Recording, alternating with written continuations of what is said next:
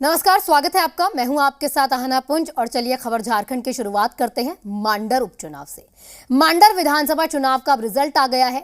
कांग्रेस प्रत्याशी शिल्पी नेहा तिर्की ने बीजेपी उम्मीदवार गंगोत्री कुजूर को करारी शिकस्त दी है। शिल्पी ने 23,000 से अधिक वोट से गंगोत्री कुजूर को हराकर जीत हासिल की है। शिल्पी की जीत पर सीएम हेमंत सोरेन ने उसे बधाई दी है, तो वहीं महागठबंधन में भी जीत का जश्न जारी है।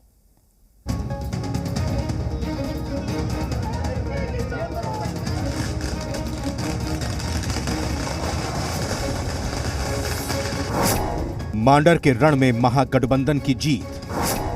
उपचुनाव में शिल्पी नेहा तिर्की ने मारी बाजी। बीजेपी प्रत्याशी गंगोत्री कुजूर ने मानी हार। मांडर उपचुनाव में 29 साल की शिल्पी नेहा तिर्की ने बाजी मार ली है। कांग्रेस प्रत्याशी शिल्पी ने बीजेपी की गंगोत्री कुजूर को 23,517 वोट से करारी मात दी। शिल्पी नेहा तिर्की को कुल 95,062 वोट मिले, तो वहीं गंगोत्री कुजूर को 71,545 वोट मिले। कुल 21 राउंड काउंटिंग किए गए हैं और काउंटिंग के बाद जो रिज़ल्ट आ गया है, शिल्पी नेहा तिर्की जी को 95,062 वोट मिले हैं। गंगोत्री कुजूर जी को 71,545 वोट।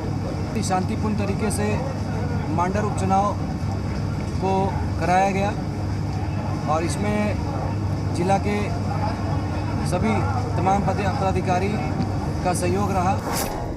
16 अगस्त 1992 को जन्मी शिल्पी नेहा तिर्की पूर्व विधायक बंधु तिर्की की बेटी है।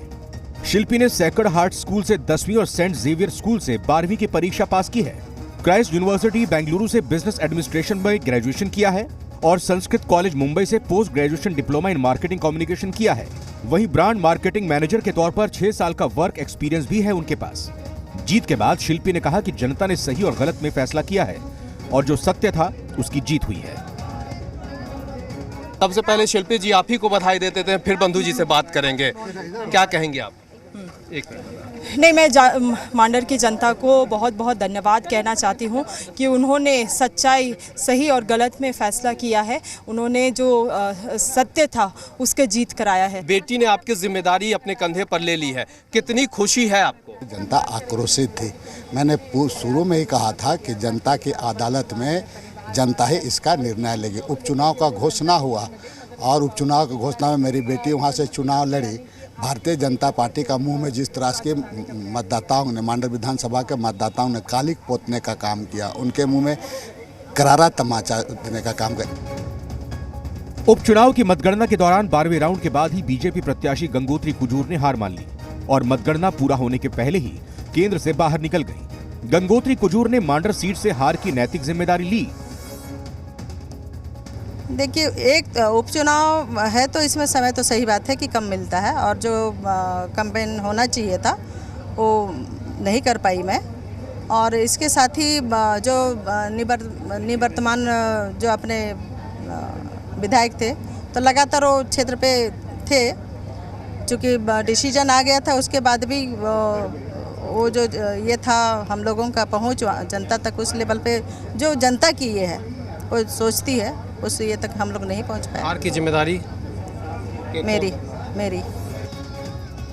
उपचुनाव में जीत से बीजेपी में जहां मायूसी है, वहीं महागठबंधन के खेमे में जश्न का माहौल है। जेएमएम और कांग्रेस के नेता इसे हेमंत सोरेन के कुशल नेतृत्व की जीत बता रहे हैं।